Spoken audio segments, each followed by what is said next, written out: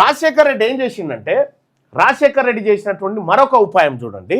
అంటే రెడ్ల దగ్గరికి సంపద ఎట్లొచ్చింది, మళ్ళీ ఎట్లొచ్చింది, ఇది ఇవన్నీ ఎట్లా అయినాయి, ఎట్లా సాధ్యమైనాయి అని చెప్పి విద్యా సంస్థలు, హాస్పిటళ్ళు, కథా కార్ఖానా. 2004లో రాజశేఖర్ రెడ్డి సీఎం అయిండు.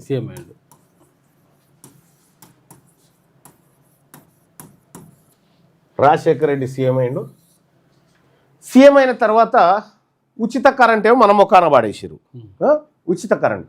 రాజశేఖర్ రెడ్డి ఏం చేసిండు రెడ్ల కోసం అనంటే, రెడ్ల కోసం ఏం చేసిండు అనంటే చాలా జాగ్రత్తగా ఉంది టాపిక్. ఎట్లా ఫీజు రియంబర్స్మెంట్. ఇప్పుడు మన ఆర్ కృష్ణన్న వాళ్ళు పోయి ఫీజు బకాయిలు విడుదల చేయాలని కొట్లాడుతున్నారు కదా. సరే, ఆ కొట్లాట దేనికోసం, అవి ఎవరి బొక్కసాలు నిండితే తర్వాత చూద్దాం. కానీ ఈ ఫీజు రియంబర్స్మెంట్ పథకం తీసుకొచ్చిండు కదా, మనం ఏమనుకున్నాం, వా దేవుడురా, మనం చదివించడానికి రాజశేఖర్ రెడ్డి గారు దేవుని రూపంలో వచ్చిండ్రా. ఇక మనం ఇంజనీరింగ్ కాలేజీలో పైసలు కట్టాల్సిన పని లేదు, ఎంబీఏ కాలేజీలో కట్టాల్సిన పని లేదు, పీజీలో డిగ్రీలో ఏడ కట్టాల్సిన పని లేదు, అంతా ప్రభుత్వమే కడతా అంటుంది. ఎవరికి పోతున్నాయి కట్టిన పైసలు? అంతకుముందు ఉన్నటువంటి యూనివర్సిటీలలో ఈ కట్టుడు కూడా లేదు కదా, ఫ్రీ ఎడ్యుకేషనే కదా. రాజశేఖర్ రెడ్డి ఏం చేసిందంటే, ఆయన 2004 తర్వాత ముఖ్యమంత్రి అయిన తర్వాత రెడ్లతోని ఇంజనీరింగ్ కాలేజీలు పెట్టించిండు. పర్మిషన్లు అయిపోయింది. రెడ్లతోని ఇంజనీరింగ్ కాలేజీలు, ఫార్మా కాలేజీలు పెట్టించిండు రెడ్లతోని. ఎక్కడ మళ్ళన్నా అని అంటే, ఇగో ఒకసారి మనం ఇది చూస్తే మనకు క్లారిటీ వస్తుంది.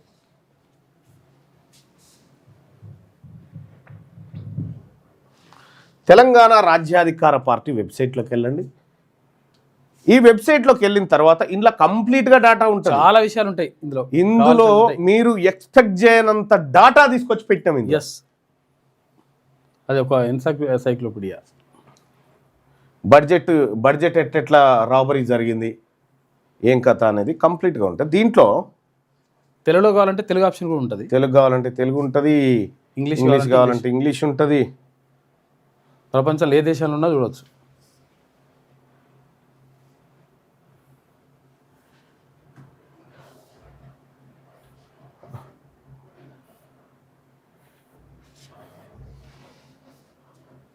వాళ్ళు పొలిటికల్ పార్టీలు ఎట్లా మారుతూ ఉంటారు రెడ్లు అనేది ఉంటుంది.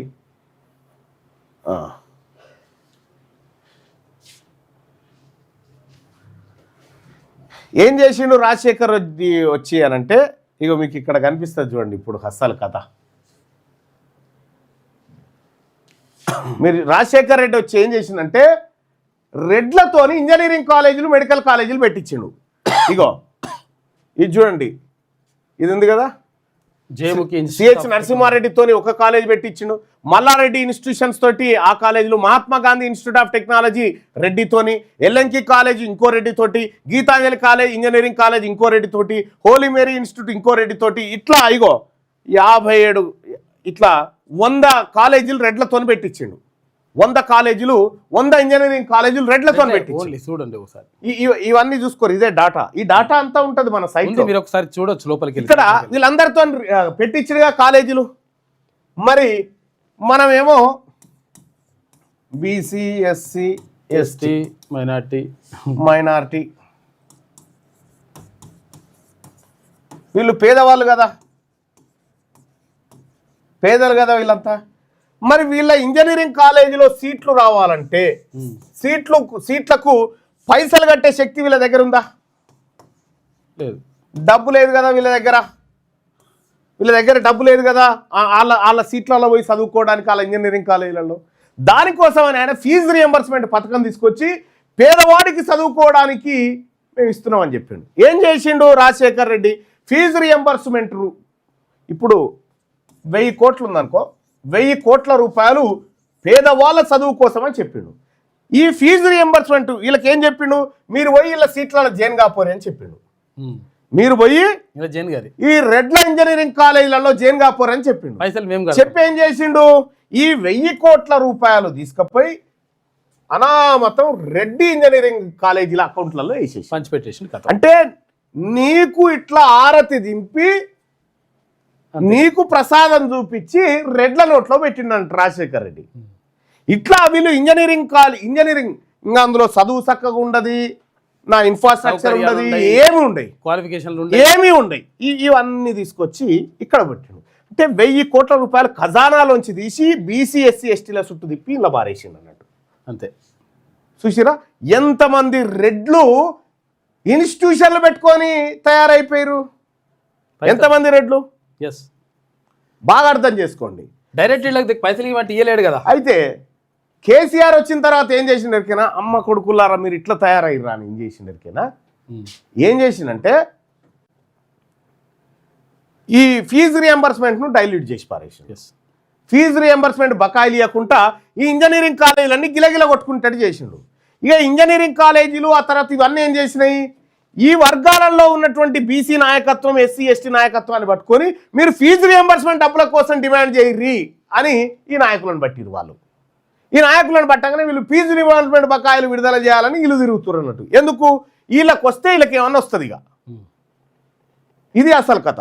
ఇక రెండో విషయం ఏంటంటే ఎప్పుడైతే కేసీఆర్ 2014లో ముఖ్యమంత్రి అయిండో రెడ్ల తోకలు కట్ చేస్తేందుకు, వీళ్ళ సంపద కట్ చేస్తేందుకు ఏం చేసిండు, ఈ ఫీజు రియంబర్స్మెంట్ పథకాన్ని డిస్ట్రాయ్ చేసిండు.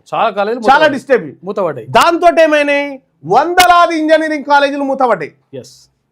వందలాది ఇంజనీరింగ్ కాలేజీలు మూతపడి గిలగిల కొట్టుకుని అమ్మా ఎట్లా అని చెప్పి ఏంద్రా ఈ కథ, ఈ కేసీఆర్ను దించేయాలరా.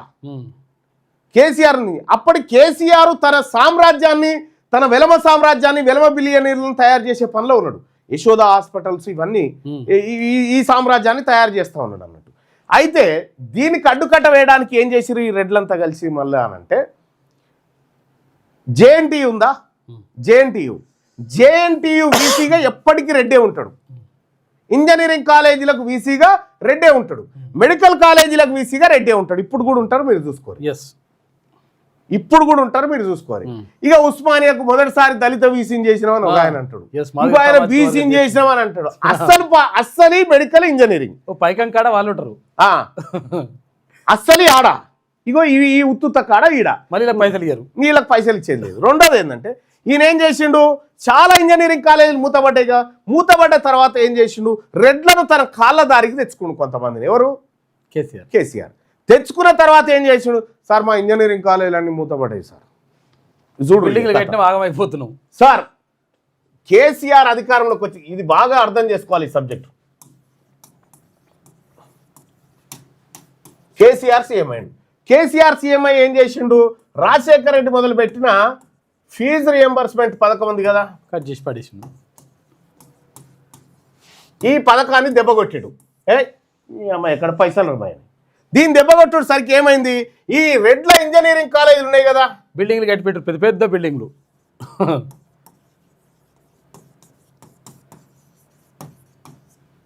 ఈయన పైసలు ఎత్తలేడా, వాడు సిబ్బందికి జీతాలు ఎట్టిస్తాడు, ఈఎంఐలు ఎట్లా కడతాడు.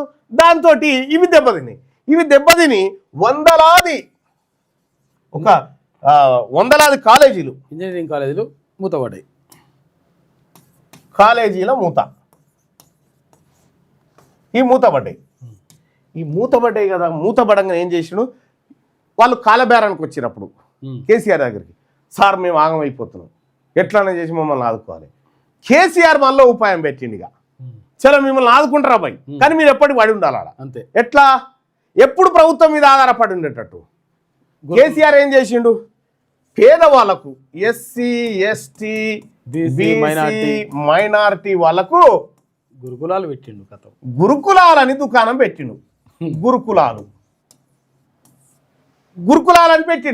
గురుకులాలని పెట్టి ఏం చేసిండు, దీనికి బంగ్లాలు లేవు కదా, ఇగో ఇవి కిరాయికి తీసుకుండు అన్నట్టు. అట్లా వీళ్ళ ఇంజనీరింగ్ కాలేజీలు కిరాయికి తీసుకుండు. అప్పుడు అమ్మయ్య ఇక కాలేజీ నడవకపోయినా సర్కార్ కిరాయికి తీసుకుంది, సర్కార్ పైసలు కడుతుంది. ఇగో ఈ రకంగా ఈయన ఇట్లా దోపిడీ చేసి పెట్టిండు. పెద్ద పెద్ద కాంట్రాక్టులు, పెద్ద పెద్ద ప్రాజెక్టులతో తన సామ్రాజ్యాన్ని విస్తరించుకుంటూ ఇక్కడ ఇవి చేస్తా ఉన్నాడు అన్నట్టు. ఇట్లా ఇప్పుడు ప్రస్తుతం నడుస్తున్నది ఏంది, ప్రస్తుతం రేవంత్ రెడ్డి వచ్చిన తర్వాత ఏమైంది, ఇంజనీరింగ్ కాలేజీలకు సంబంధించి, ఎడ్యుకేషన్కి సంబంధించి వేమ నరేందర్ రెడ్డికి అప్పచెప్పిండు. రెడ్ల సామ్రాజ్యం నడిచేటట్టు రెడ్లకు సంబంధించి ఇటీవల కాలంలో ఫీజు రియంబర్స్మెంట్ బకాయిలు విడుదల చేస్తా ఉన్నామని చెప్తారు. ఎక్కడికి, మళ్ళా రెడ్ల కాలేజీలకే, వాళ్ళ పైసలు వాళ్ళకు పోతాడు. మళ్ళా రెడ్ల కాలేజీలకే. ఇంకా గమ్మత్ ఏంటంటే ఇప్పుడు వీళ్ళు వచ్చిన తర్వాత మెడికల్ అండ్ ఇంజనీరింగ్ కాలేజీలు మళ్ళీ రెడ్ల గుప్పిట్లోనే ఉన్నాయి కదా, వాటికి జీవం పోసే కార్యక్రమంలో బిజీగా ఉన్నాడు రేవంత్ రెడ్డి. ఇప్పుడు ఏమైంది, ఇది విద్య. ఆకునూరి మురళి విద్యా కమిషన్ ఆయన ఒక రిపోర్ట్ ఇచ్చిండు. రిపోర్ట్ ఇచ్చి ఏ కాలేజీలో ఎంత ఫీజు ఉండాలని చెప్పారు. ఏ కాలేజీలో సిబిఐటి ఉంది, సిబిఐటిలో 1,83,000 రూపాయలు ఇంజనీరింగ్ సీటు అఫీషియల్గా, వాసవిలో 1,75,000 ఇట్లా వేసుకొచ్చిన తర్వాత మరి వీళ్ళు ఇంతే తీసుకుంటారా? నో, ఇవి ఫీజులు, డొనేషన్స్ అలాగుంటాయి. డొనేషన్ 10 లక్షలు, డొనేషన్ అలాగుంటాయి. వాస్తవానికి ఎక్కడ కట్టడి చేయాలి? శ్రీ చైతన్య నారాయణ స్కూల్స్ దగ్గర, ఈ కార్పొరేట్ స్కూళ్ళ దగ్గర లక్షల ఫీజులు వసూలు చేస్తున్న ఫీజుల దగ్గర కంట్రోల్ చేయాలి. ఇప్పుడు ఆకునూరి మురళి ఇచ్చినటువంటి రిపోర్ట్ను ఆయన కూడా దాంట్లో కూడా కొన్ని పనికిరాని ఉన్నాయి, కొన్ని పరిశీలించిన తర్వాత చెప్తా ఉన్నా. దాంట్లో కొన్ని పనికిరాని ఉన్నాయి, కొన్ని ఎక్కడికి వచ్చేటివి. ఈ కొన్ని ఎక్కడికి వచ్చేటి ఏంటంటే ఈ ప్రైవేట్ కాలేజీలు, ప్రైవేట్ స్కూళ్ళ పైన ప్రభుత్వ నియంత్రణ జరగాల. ఫీజ్ స్ట్రక్చర్ అంతా అంతే ఉండాలి, దానికంటే ₹1 కూడా ఎక్కువ తీసుకోవడానికి వీల్లేదు. ఇట్లా ఈ ప్రైమరీ స్కూల్ అంటే పుట్టంగానే ఇంకా ఎడ్యుకేషన్ సిస్టమ్ ఎక్కడి దాకా తీసుకుపోయారు. పిల్లలు పుట్టిన తర్వాత తల్లిదండ్రులు పనిచేస్తూ ఉంటారు కదా, 3 నెలలకు 4 నెలలకు ఆ హోమ్లో వదిలిపెట్టిపోతే వాళ్ళు ఆలనా పాలన చేస్తే అక్కడి నుంచి స్కూలింగ్ స్టార్ట్ అన్నట్టుగా 6 నెలలు 7 నెలలకి. ఇదివరకు ఏమో 5 ఏళ్ళ దాకా బయలులేదు మనలేదు, మనం గొర్ర గుంజుకోపోతే తీసుకోకపోతుండే, ఏది కాకపోతుండే. అప్పుడు గొర్ర గుంజుకొని పోతుంటే ఓ ఇద్దరు స్కూళ్ళకే వచ్చి వాడు కాలు చేతులు పట్టుకొని గుంజుకపోతుంటే పోయేది. కానీ వీళ్ళు ఏం చేసిరు, చాలా చాకచక్యంగా ఇప్పుడు ప్రభుత్వం దగ్గర ఎల్కేజీ యూకేజీ లేదు కదా, అందుకే ప్రభుత్వ స్కూళ్ళలోకి పంపేటోడు లేడుగా. ఎల్కేజీ యూకేజీలు ఈ కార్పొరేట్ సెక్టార్ దగ్గరకు వచ్చేసినాయి. వీళ్ళు పిల్లగాళ్ళని అక్కడికి పంపి అదే కొనసాగిస్తూ ఉన్నారంట. ఈ ఎల్కేజీ యూకేజీ సిస్టమ్ గవర్నమెంట్లో కూడా రావాలా, ప్లస్ ప్రైవేటు శక్తుల దగ్గర. ఇప్పుడు తల్లిదండ్రులు మీరు చాలామంది చూస్తూ ఉన్నారు, లక్షల రూపాయల ఫీజులు కడతా ఉన్నారు కదా. అదే ఒకవేళ గవర్నమెంట్ ఫ్రీగా హెల్త్ అండ్ ఎడ్యుకేషన్ కార్పొరేట్ లెవెల్లో ఇస్తే మీకు ఎన్ని పైసలు మిగిలి? ఈ అన్నిటికీ పరిష్కారం ఒక్కటే, బీసీ ప్రభుత్వం వస్తే మన బతుకు మారుతుంది. ఇది తప్ప ఇంకొక ఆప్షనే లేదు. బీసీ ప్రభుత్వం తెలంగాణ రాజ్యాధికార పార్టీతోనే సాధ్యమవుతుంది. ఆ తెలంగాణ రాజ్యాధికార పార్టీకి బీసీ సమాజం అంతా అండగా నిలబడండి. తెలంగాణ నిజంగా మీ పిల్లల ఫీజుల భారం మోయలేకపోతున్నటువంటి తల్లిదండ్రులకు చెప్తా ఉన్నా, తెలంగాణ రాజ్యాధికార పార్టీలో చేరండి, ఆన్లైన్లో చేరండి. ఎడ్యుకేషన్ ఇట్లుంటే మళ్ళీ హెల్త్లో, ఇక హెల్త్ వేరే, ఆరోగ్యశ్రీ కథ వేరే. మళ్ళా రాజశేఖర్ రెడ్డి ఈ రెడ్లు ఆ తర్వాత వీళ్ళతోని హాస్పిటల్ పెట్టించి ఆరోగ్యశ్రీ దుకాణం తెరిచి మళ్ళా ఈ సంపద తీసుకుపోయి మన చుట్టూ దింపాడేయడం. అట్లా ఒక్కొక్క స్కీమ్ వెనకాల ఒక్కొక్క మతలాబు ఉంటుంది. ఆ మతలాబును మనం పసిగట్టాలి. అందుకోసమే తెలంగాణ రాజ్యాధికార పార్టీలో చేరండి. 2028లో మనం తెలంగాణ ఏది ఉమ్మడి కలిపి జరుగుతాయంటారు 2029 అనుకో. 2029 నాటికి తెలంగాణ రాష్ట్రం బీసీల చేతుల్లోకి తెచ్చుకోవడం కోసం మీరు రండి. అప్పుడు మన బతుకు మారుతుంది. దానికోసం మీరు చేయాల్సింది ఇది. ఈ తెలంగాణ రాజ్యాధికార పార్టీ ఇది ఫక్తు బీసీల ఆకాంక్షలు నెరవేర్చే పార్టీ. ఇది అన్యాయం జరిగిన వర్గాలకు అండగా నిలబడేటువంటి పార్టీ.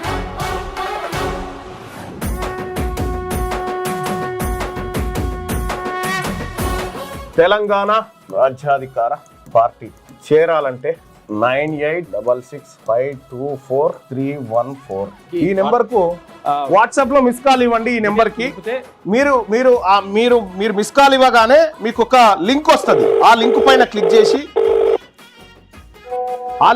క్లిక్ చేసి మీరు దాంట్లో మన ఇందులో జాయిన్ కావచ్చు. తెలంగాణ రాజ్యాధికార పార్టీలో వెంటనే జాయిన్ కావచ్చు. ఆ లింక్ ద్వారా మీరు ఎంటర్ అయితే